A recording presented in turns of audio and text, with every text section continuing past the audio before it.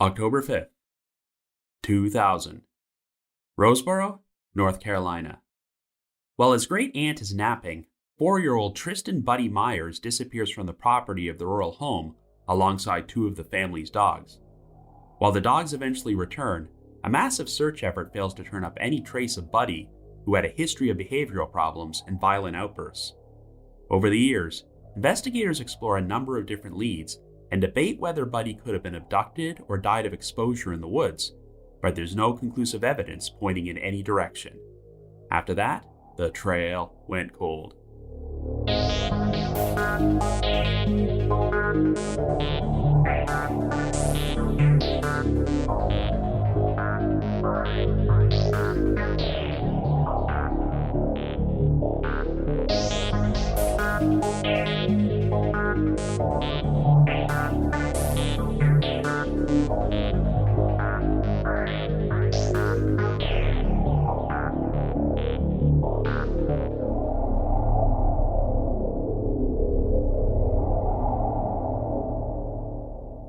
Hello everyone, and welcome to our latest episode of The Trail Went Cold. I'm your host Robin Werder, and this week we're going to be covering a very sad missing children's case,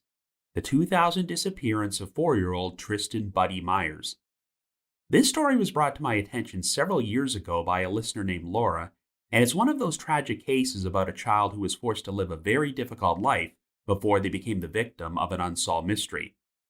The mother of Tristan Myers, nicknamed Buddy, was only 15 years old when she gave birth to him, and since she was incapable of handling the responsibility, the boy would be raised by his grandparents for a few years before he eventually wound up living with his great aunt and great uncle at a rural residence in North Carolina.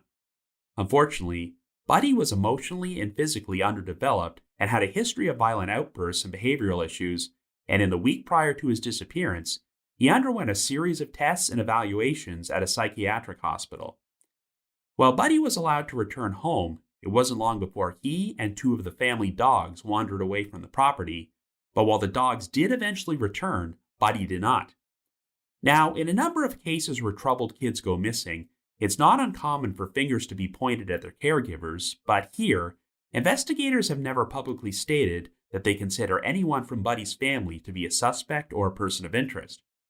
The primary theory seemed to be that Buddy was abducted by an unknown party, or either wandered into the woods and died of exposure, or fell into a pond and drowned, but there is no conclusive evidence pointing in any one direction. Over the years, law enforcement has followed a couple of seemingly promising leads, such as the possibility that a kid who showed up at a hospital in Illinois might be Buddy, yet they have never led to a resolution. But since we are only a few months shy of the 25-year anniversary of Buddy's disappearance, I thought now would be an ideal time to do an episode. Anyway, before we get started, just a quick reminder that The Trail Went Cold is a weekly podcast, which is currently available for download on several platforms, including Apple Podcasts, Spotify, Amazon Music, YouTube Music, Podcast Addict, and more. So if you like this podcast, be sure to subscribe to it, and please leave us a rating or review on any of those sites to help spread the word and garner us more exposure. The Trail Went Cold is on Patreon, so if you would like to learn how to support the show, please visit our page at patreon.com/thetrailwentcold. For as little as $1 a month, you can garner access to exclusive rewards, including stickers and thank you cards, early access to episodes, and bonus content. As our Patreon page has nearly 90 exclusive bonus episodes in our archives, which are not available on our regular feed. So with all that out of the way, let us now delve into the disappearance of Tristan Buddy Myers.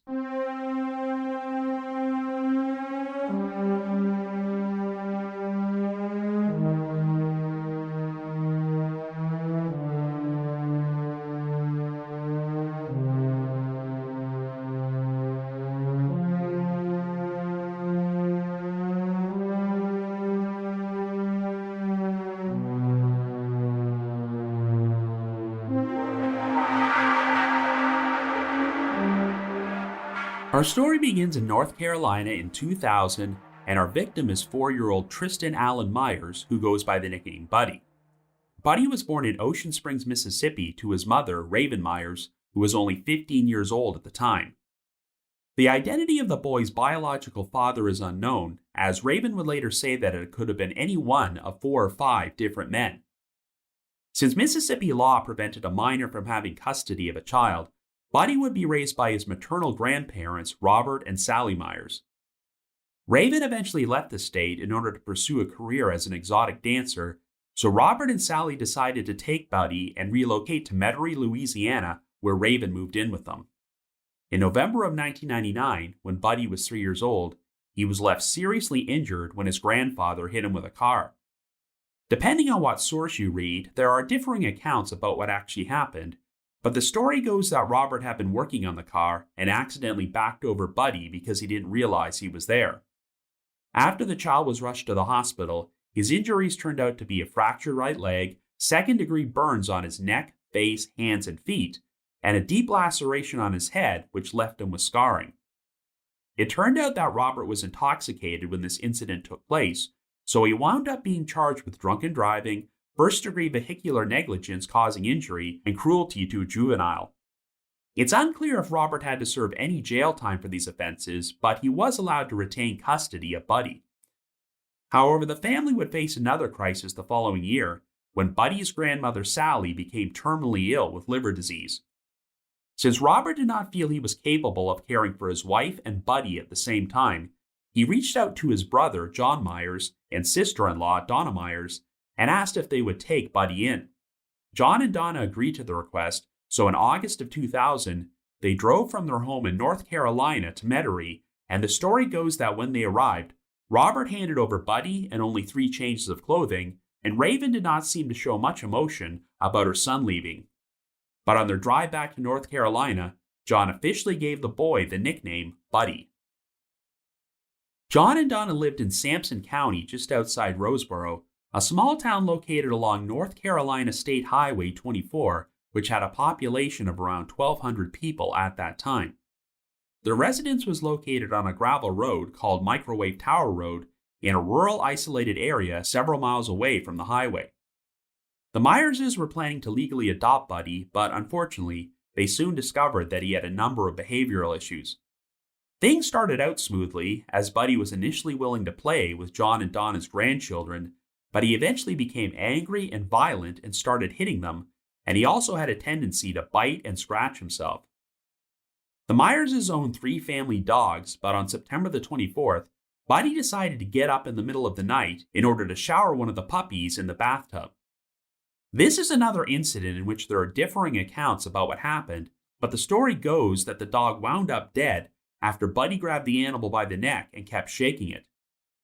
Donna would later say that since the dog was old, these actions may have caused him to suffer a fatal heart attack, but it's also been reported that one of the dog's teeth was found in the bathtub. Regardless, the family would claim that Buddy didn't seem to understand the concept of death, as after the dog was buried in the backyard, Buddy apparently attempted to dig it up in order to take it to a doctor. The Myerses still found the incident to be troubling enough to take Buddy to a pair of psychiatric hospitals in Clinton and Fayetteville, where he underwent a battery of tests over the course of 5 days. The doctors described Buddy as being emotionally and physically underdeveloped, as at that point he was only 3'1" and weighed only 38 pounds. And according to his family, he was also diagnosed as suffering from attention deficit hyperactivity disorder, aka ADHD. Buddy also seemed incapable of understanding simple directions and only spoke a handful of words, and since the doctors were unable to complete a full psychological evaluation, they recommended that the boy be placed in an evaluation center. On September the 29th, Buddy was released from the hospital as an outpatient, but there were plans to bring him back for additional testing. On October the 2nd, Buddy wandered away from his family's property until a neighbor found him sitting in a ditch next to a horse pasture at a farm located about a half-mile away. Since Buddy seemed to have a fascination with the horses on that farm, this likely motivated his decision to walk there, and after he was returned to his residence, the Myerses installed a buzzer on their front door, which would go off if Buddy tried to leave. On the morning of October the 5th, Donna took Buddy to a doctor's appointment and bought some toys for him on the way home. After they returned and had lunch together, Donna put a VHS tape of Barney the Purple Dinosaur inside the VCR for Buddy to watch while he played with his toys in the living room. Sometime between 2 and 2:30 p.m., Donna fell asleep and took a nap, but she was woken up by the sound of a ringing phone, and when she answered it, she heard John's voice on the line as he was calling to check how things were going. However, after the call ended, Donna discovered that Buddy was gone. Donna said that she never heard the buzzer on the back door go off, but it's also been reported that no buzzer was ever installed on the front door, so it's possible that Buddy could have exited the house that way. In spite of the circumstances of how their other dog died, the Myerses had two other dogs whom Buddy was quite close with. One of them was a tan, three-legged Chihuahua mix named Buck, whom Buddy slept with every night, and the other was a black Doberman puppy named Sasha, who had been purchased for Buddy shortly after he moved in, and was ordinarily kept inside an 8-foot by 8-foot fenced-in area in the front yard. But when Donna performed a search of the house and the property, she noticed that Buck and Sasha were also gone, so she initially suspected that Buddy may have taken the two dogs for a walk. Donna also wondered if Buddy may have been compelled to return to the same farm he had gone to 3 days earlier in order to see the horses, or possibly pay a visit to his great-grandfather, Louis Myers, who lived nearby. Donna enlisted the aid of her daughter-in-law to search for Buddy and the dogs, but they were not at either of these places, and when they failed to resurface, Donna called 911 and officially reported Buddy missing to the Sampson County Sheriff's Office. An extensive search effort was launched, which involved almost 1,000 people from 40 different counties looking through a 10-acre section of swampy woodland which surrounded the Myers property. The 82nd Airborne Division from nearby Fort Bragg even used infrared technology to assist with the search. When Buddy disappeared, a wrestling action figure, one of the toys that Donna had just bought for him, also went missing. But while this figure was eventually discovered in the woods, Buddy and the two dogs were still nowhere to be found.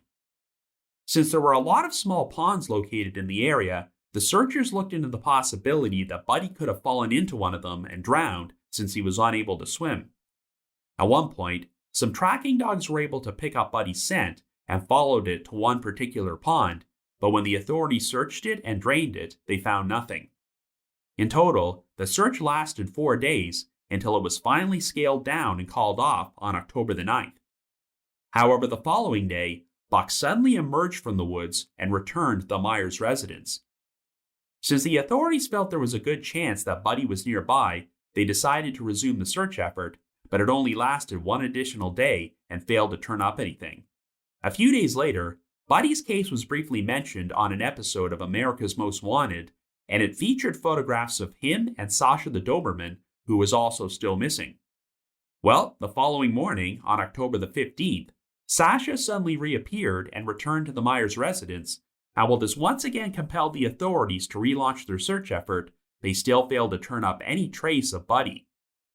While both Buck and Sasha were a bit thinner than when they originally vanished, they were in surprisingly good condition, as neither of them were dirty or showed any signs of neglect, even though they had supposedly been in the woods for days. It's been reported that the dog's stomach contents were checked, but nothing unusual was found. Some members of Buddy's family agreed to take polygraph tests, but while law enforcement would not publicly comment on the results of the tests, they said they had no reason to suspect anyone of kidnapping the boy. None of Buddy's relatives have ever been named as suspects or persons of interest, and despite his difficult upbringing, a friend of the Myerses named Jackie Cox told the media, quote, "That child was nothing but loved." Indeed, at Christmas that year, Buddy's family still purchased gifts for him and placed them under the tree on the chance that he would return home safely. Well, the case would attain national exposure in 2003 after a series of unexpected events. On February the 3rd, a man named Ricky Quick took a young boy to St. Francis Hospital in Evanston, Illinois, which is a suburb of Chicago. Ricky said that the boy was his son and his name was Eli, and he wanted to see if the hospital could treat him for his quote-unquote aggressive behavior, as he claimed that Eli had recently started a fire and threatened to stab him. The staff instantly became suspicious, as Eli was very unkempt and suffering from tooth decay, and it appeared that he had not bathed or changed his clothes in days. In fact, they would soon discover that his socks were so dirty that they were literally stuck to his feet and had to be peeled off. The staff got in contact with the Illinois Department of Children and Family Services, and when Ricky tried to leave the hospital with the boy, the police were notified. It turned out that Ricky had an outstanding warrant for retail theft for stealing from a supermarket, so he was taken into custody and Eli was placed into foster care. While Ricky only received a sentence of 6 months probation on the theft charge, Eli was kept away from him until the situation could be sorted out. Ricky and Eli had lived in an apartment together in Chicago's North Side neighborhood, but the boy did not attend school and seemed to lack fundamental knowledge. Investigators learned that Ricky had once been married to a woman named Sharon Smith and had 3 daughters with her, but Sharon was killed in a car crash in Colorado in May of 2002.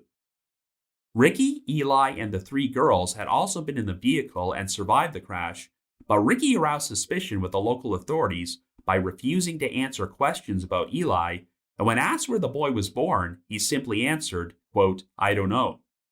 In fact, Ricky was in such a hurry to leave town that he and the kids took off without even bothering to make funeral arrangements for his wife. After Ricky took Eli to the hospital in Evanston, he was questioned about the boy, but wound up giving conflicting stories about him. Ricky initially claimed that he was not Eli's biological father and that he was conceived when his wife had an extramarital affair, but he then said that Eli's biological mother was a sex worker named Laura. Ricky said that he had a one-night stand with Laura and that Eli's real name was Timothy, but a few months after he was born, Laura handed the child over to him and he renamed him Eli.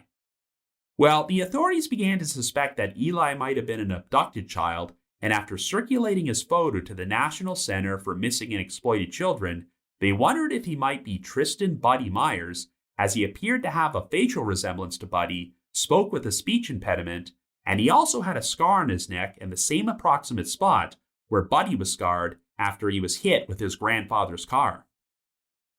Since the story wound up garnering national attention, Donna Myers was invited to make an appearance on an episode of The Jenny Jones Show in order to discuss Buddy's disappearance. Raven Myers, who was 22 years old by this point and working as an exotic dancer in Fayetteville, also did interviews with the media in which she expressed hope that Eli was Buddy, and if that turned out to be the case, she was hoping to regain custody of her son and receive a second chance to be a mother. However, when Raven handed over a sample of her DNA for a comparison with Eli, the results showed no genetic connection, which definitively proved that he was not Buddy.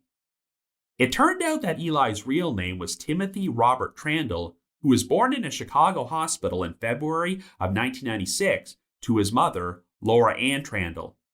Laura had a very troubled life, as she had at least a dozen arrests for prostitution on her record, a history of drug issues, and she gave birth to no less than 6 children before she was 27 years old. These children were all fathered by 6 different men, and Laura retained custody of none of them.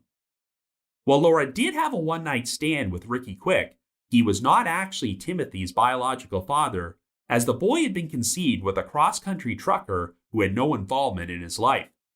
But when Timothy was 4 months old, Laura had approached Ricky and asked him if he would take care of the child after telling him that she was sick, and Ricky agreed to take him in. Following Timothy's identification, he was legally adopted by Laura's sister. While the Myers family was disappointed with the results of the DNA testing, they held a tree planting ceremony in Buddy's honor outside their home in Roseboro, and a billboard about his disappearance was erected alongside North Carolina State Highway 24. Sadly, less than 1 year after this whole saga, during the early morning hours of March 5, 2004, Raven Myers suffered some serious injuries after she jumped from a moving pickup truck on Hope Mills Road in Fayetteville, reportedly after getting into an argument with the driver. Raven wound up hitting her head on the pavement, and after she was taken to the hospital, she died during surgery at the age of 23. Buddy's maternal grandparents, Robert and Sally Myers, have also since passed away, and in January of 2015, his great-uncle, John Myers, died at the age of 67. None of Buddy's deceased relatives ever received conclusive answers about what happened to him, so after nearly 25 years, he continues to remain a missing child. So I guess you could say the trail went cold.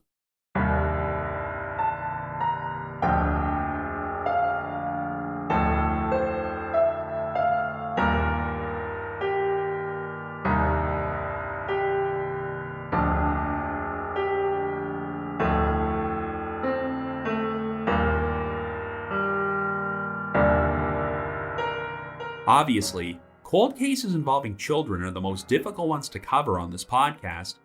but I'm particularly bothered by the stories where child victims had to experience very difficult lives before they even went missing or were murdered, and it feels like they never had a chance.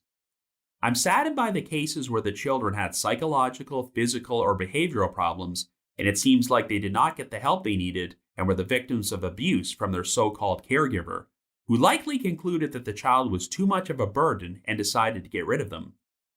In fact, there are a number of documented cases where the child was missing for years before law enforcement became involved, as their guardian was still pretending they were alive so they could keep receiving government assistance or benefit payments. When I first learned the basic details of Tristan Buddy Myers' disappearance, I initially feared this might be another one of those cases. Even though he was only 4 years old when he vanished, Buddy still lived an incredibly difficult life, and had he not gone missing, I'm sure it still would have been a major challenge to raise him into a stable adult. Buddy was described as being emotionally and physically underdeveloped, as he was diagnosed with ADHD and seemed to have issues with speaking and understanding directions. He also had a number of behavioral issues and a tendency to turn violent and lash out.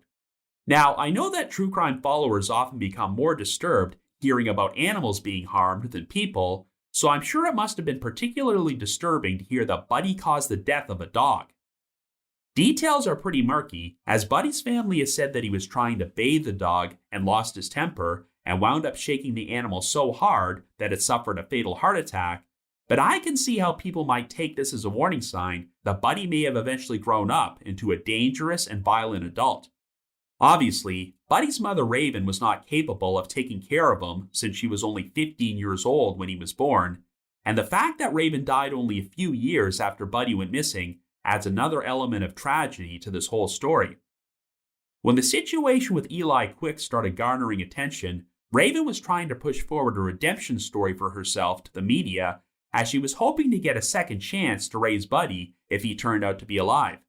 But it's worth noting that after she had Buddy, Raven went on to have a baby girl who suffered a skull fracture when she was only 3 months old, and even though Raven said this was an accident caused by her roommate, the child was still taken away from her by the state.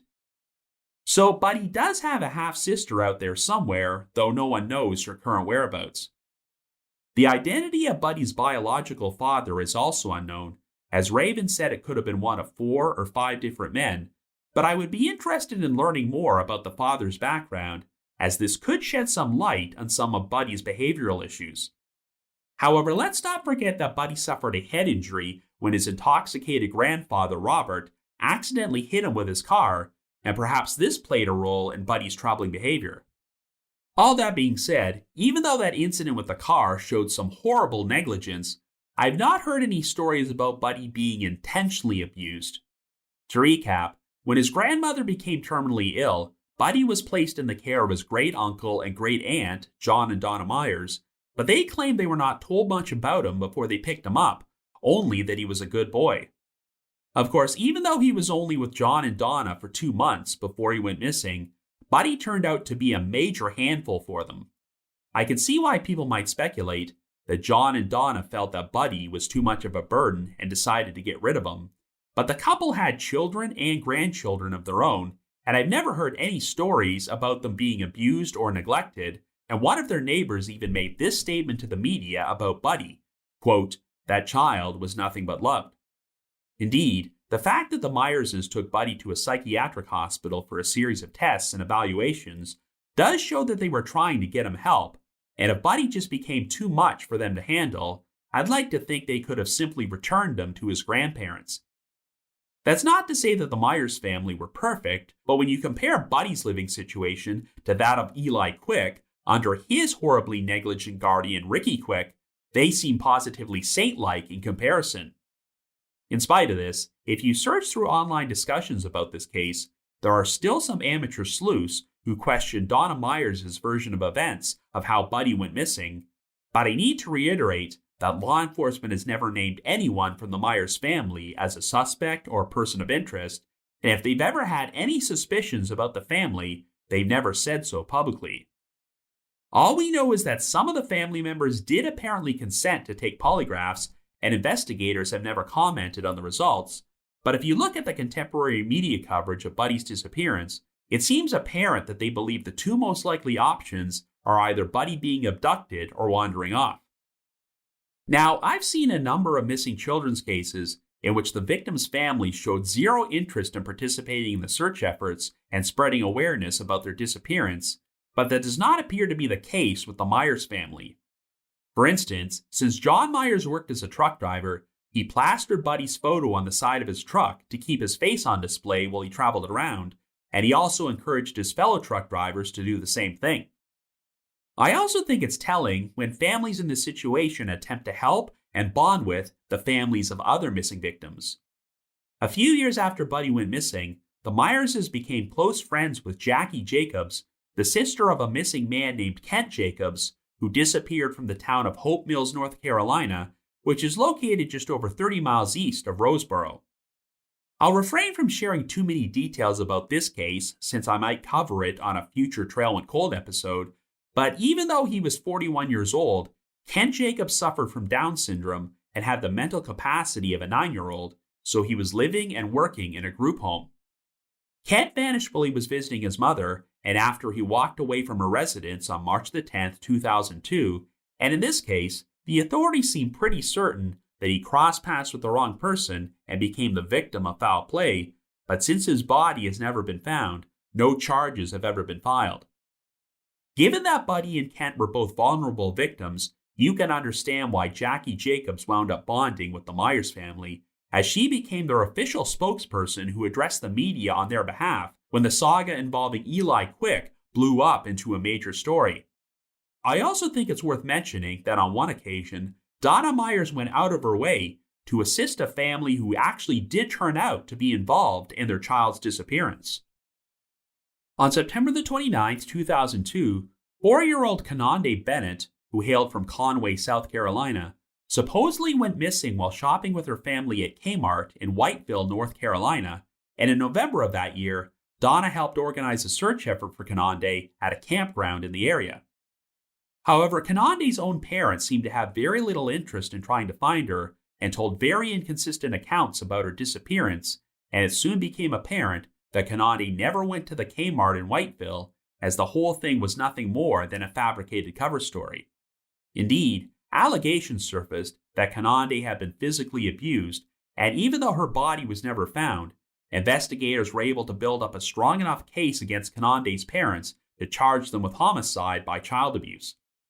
I'm bringing this up because I've seen so many other missing children's cases just like Kanande Bennett's, where it's glaringly obvious that the victim was killed by their caregiver, but when you compare them with Buddy's case, I just don't see the same red flags.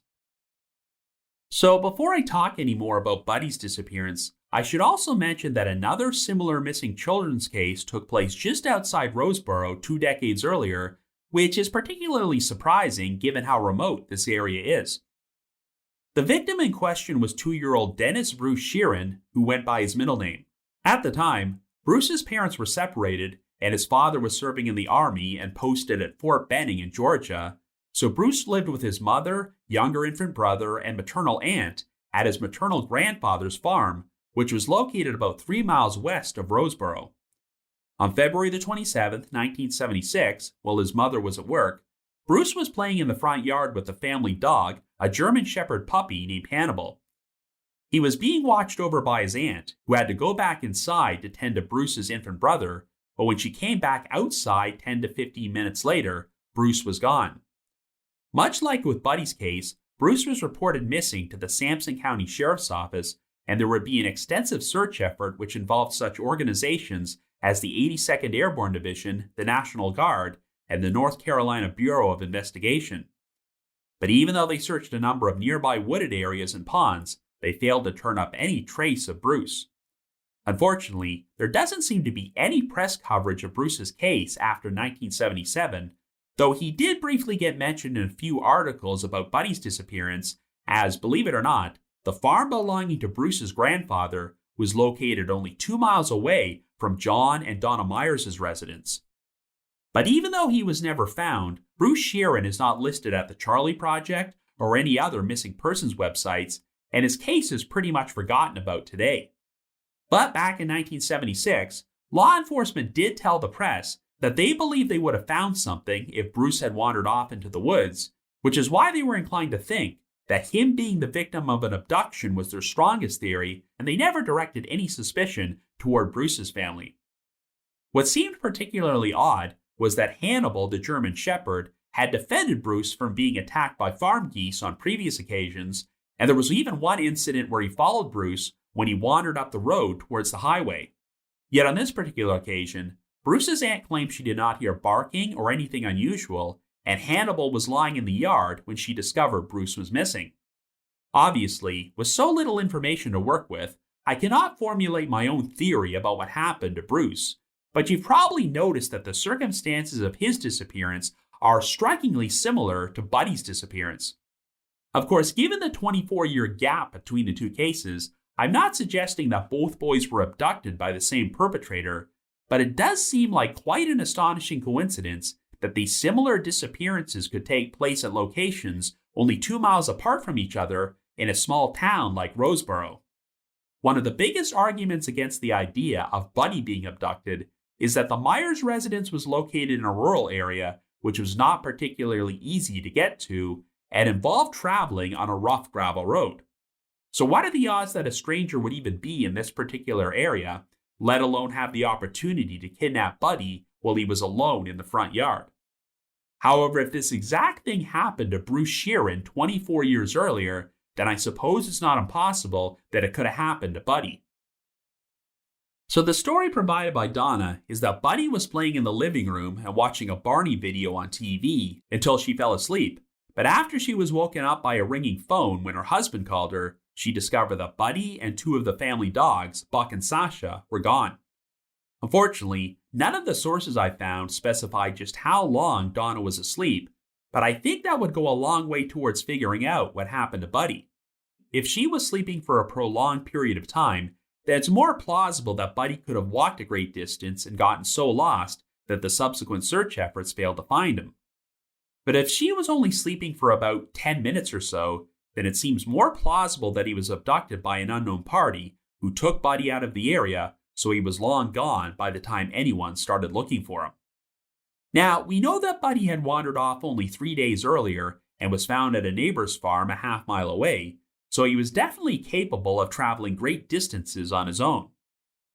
Buddy was apparently drawn to this farm by the horses that were there, and since this was a very rural area, the only specific destinations which he may have felt compelled to travel to were this farm and the home of his great-grandfather who lived nearby. Like I mentioned earlier, the Myers residence was located on an isolated gravel road that was a few miles away from North Carolina State Highway 24, so the odds of a random stranger just stumbling upon this spot are not high. I guess it's possible that Buddy was specifically targeted as he had gone to a doctor's appointment earlier that morning and stopped at least one other location so that Donna could buy him some toys. If a predator spotted Buddy in public and set their eyes on him, I suppose they could have followed him all the way to his residence, but how could they be so certain that he would wind up alone outside in the yard while Donna was napping indoors? However, I guess an alternate explanation is that Buddy wandered to the highway or a road which was more well-traveled. He could have been spotted by a random motorist who decided to pick him up. Once again, the circumstances of Buddy's disappearance seem so unlikely that it's easy to cast suspicion towards the family and accuse them of being responsible for what happened, but since law enforcement has never done this, I'm going to be cautious about pointing any fingers. I can only assume that investigators were able to verify Buddy's doctor's appointment that morning, which is a definite sign that Donna cared for his well-being, and would prove that this isn't one of those cases where the child was deceased for a prolonged period of time before his guardians decided to notify the authorities. I don't know John's exact whereabouts on this particular date, but he did call Donna at the house that afternoon to check on her, and since he worked as a truck driver, he may have an airtight alibi placing him elsewhere and clearing him of any involvement. So this would obviously mean that Donna was the only one with the opportunity to make Buddy disappear. If this is what happened, she did such an effective job at covering her tracks that no trace of Buddy has been found in nearly 25 years, even though it sounds like she called 911 not long after she discovered he was missing. So unless some new evidence surfaces that implicates the family, I'm going to continue operating under the assumption that Buddy was either abducted or wandered off and died. Obviously, the strangest aspect of this entire case is the fact that Buddy originally went missing alongside the two family dogs, Buck and Sasha, and while Buddy was never found, Buck returned 5 days later and Sasha resurfaced 5 days after that. It's been speculated that Buddy may have decided to take the two dogs for a walk when he left the property, but if he was the victim of a stranger abduction, it seems very odd that the responsible party would decide to take the dogs along with them. But on the other hand, when Buck and Sasha returned, they were described as being surprisingly clean and showed no signs of neglect, even though they had supposedly been wandering around on their own for 5 and 10 days, respectively. It's been reported that the authorities checked the dog's stomach contents and found nothing unusual, but that statement is frustratingly vague because if it had appeared that Buck and Sasha had been fed during the time period they were missing, then this implies that they were being cared for by someone. If you believe the Myers family were involved in Buddy's disappearance, I suppose you could assume that they kept the dogs hidden for a couple of days in order to lend credence to their cover story that Buddy wandered off before they arranged things for Buck and Sasha to return miraculously unharmed. But given how extensive the search effort was, I'm guessing that the Myerses would have been constantly in the company of other people during that time period, making it very difficult for them to concoct this elaborate ruse where they hid the dogs. Now, I've reiterated so many times that even the best search efforts will neglect to find human remains, so if Buddy did wander off into the woods and died of exposure, I can totally believe that the searchers missed him and his remains could still be out there somewhere to this day. Alternatively, even if Buddy did not die of exposure, he still could have fallen into a pond and drowned. At one point, some tracking dogs followed Buddy's scent to one particular pond which was searched and drained, and while nothing was found, this was far from the only pond in the area. However, it's worth noting that a wrestling action figure that Buddy was apparently carrying when he left the house was found in the woods, which could point towards him dropping it when he was forcibly abducted. And if Buck and Sasha were wandering around in the area during the 5 to 10 day window they were missing, would they have really been missed by the search effort? Well, it might seem unusual for a kidnapper to take the dogs with them if they abducted Buddy. Buck was a 3-leg Chihuahua mix, while Sasha was a Doberman puppy, so I'm not sure they would have been that difficult to handle. Even if this person killed Buddy and had no qualms with the idea of harming a child, there are still murderers and abusers out there who will draw the line at harming animals, so this could explain why they let Buck and Sasha go. I find it to be interesting timing that Buck suddenly resurfaced the day after the search effort for Buddy was brought to a halt and after the dog's photograph was displayed on local television, and this even prompted the authorities to temporarily relaunch the search. Sasha was not found until 5 days after Buck, but this happened to be the day after America's Most Wanted aired a brief segment about Buddy's disappearance and displayed the dog's photograph. So theoretically, if the dogs were kidnapped, perhaps the perpetrator was initially planning to keep them, but thought better of it once their photographs got displayed on national television and then decided to let them go. This is all just speculation on my part, but this is yet another cold case in which the phrase, "if only dogs could talk," would apply, as I think there's a good chance that Buck and Sasha know the truth about what happened to Buddy. The big issue is that there is just no direct evidence that specifically points towards Buddy being kidnapped or dying in the woods. I know the saga with Eli Quick opened up speculation that Buddy might still be alive, and it caused the case to receive national attention in 2003, but after it was proven that Eli was not Buddy, the story pretty much faded from the spotlight, though it still pops up in the North Carolina media from time to time. I have not seen anyone from Buddy's family speak to the press in quite a while, but last year, in July of 2024, WRAL News out of Raleigh produced a segment about the case in which they interviewed a volunteer private investigator named Al Magnacci. As far as I can tell, Magnacci has no personal connection to Buddy, but he agreed to lend his services to the case, and he personally believes that since the area was thoroughly searched after Buddy went missing, the boy was likely abducted. Magnacci also claimed that he received a tip that Buddy could be alive and might have been seen in Ohio, but offered no further details. Since Buddy was only 4 years old when he went missing, and his memories would not have been fully developed yet, could he have been raised by someone under a false identity and is still alive out there somewhere with no idea of who he really is? That's obviously the best case scenario, but given Buddy's severe emotional problems and his documented history of violence, it likely would have been very difficult to secretly raise a child like that under the radar without him calling attention to himself at some point. Overall, I'm not entirely sure where I land on this case, but I am inclined to believe that Buddy's family are not involved in his disappearance and are telling the truth about what happened. Since Buddy had a prior history of wandering away from the property, he easily could have died of exposure and has not been found, and if the two dogs had returned a short time after Buddy went missing, I'd be more inclined to think this is what happened. However, the fact that they suddenly resurfaced 5 and 10 days later and appeared to have been cared for does make me wonder if these dogs were in someone's possession during that time period and this person knows the truth about what happened. Whatever the case, this is an incredibly sad story, and it breaks my heart that Buddy already had to experience such a difficult life before he went missing. The most important line that Al Magnacci uttered during his interview last year was, quote, "I still want him to be remembered. I don't want him to be forgotten," end quote. Indeed, that's pretty much the main reason to cover cases like this, because even if they are never solved, it is important to ensure that these victims are never forgotten and don't fade into obscurity. But if you happen to have any information about the disappearance of Tristan Buddy Myers, please contact the Sampson County Sheriff's Office at 910-592-4141. That's 910-592-4141.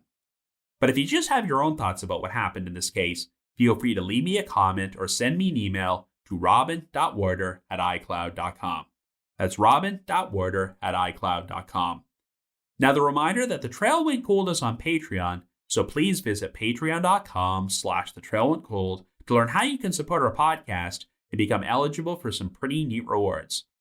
Over the past 7 years, our Patreon page has released over 80 exclusive bonus episodes, which are all currently available in our archives for our patrons in tiers 2 and 3. This past month, I released a bonus episode about the 1980 murder of Tanya Koprick by her estranged ex-fiancé Richard Bocklage, who was profiled as a wanted fugitive on Unsolved Mysteries and has eluded the authorities for 45 years. I've also dropped an exclusive bonus episode for my spin-off podcast, The Path Went Chilly, in which myself and one of my co-hosts, Jules, discuss the 1982 murder of Diane Harlan and the subsequent 1986 disappearance of her husband, Hugh Harlan. And for our patrons in Tier 3, I've recorded another new audio commentary track, which can be played over a classic episode of Unsolved Mysteries, and we now have nearly 80 of these commentary tracks in archives. I'd also like to give a shout out to our most recent listeners who have signed up with us on Patreon this week, and they are Russ Fro, Michelle N., and Christian V. Thank you all so much for your support. I just wanted to give another shout out to my supporters at the Unsolved Mysteries message board at the Sitcoms Online forum and the Unresolved Mysteries subreddit. I need to provide a big thanks to Miguel Foote, who edits and assembles this podcast together for me, and Vince Nitro, who composed the eerie music you hear on every episode. If you haven't already, you can like us on Facebook, follow us on Twitter and Instagram, or leave us a rating or review on Apple Podcasts, Spotify, Amazon Music, YouTube Music, Podcast Addict, or whatever your favorite podcasting platform is. So have yourselves a great week and join us next Wednesday for another brand new episode of The Trail Went Cold.